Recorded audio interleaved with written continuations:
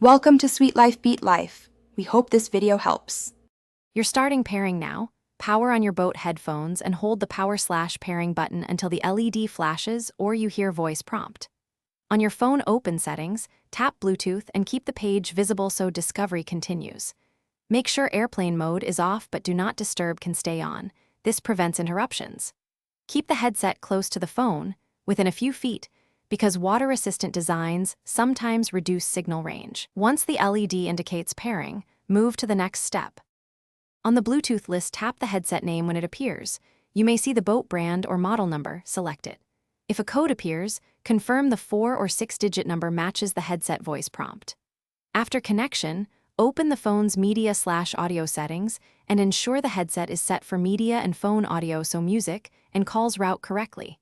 If asked to allow contacts or call access, accept if you want hands-free calling. Once paired, play a short test tone to verify. Finish by testing. Play music, make a brief call, and adjust volumes on both phone and headphones. Boating headsets often have independent level controls. If audio drops or pairing fails, disconnect, forget the device in Bluetooth settings, then power cycle the headset and phone before repairing.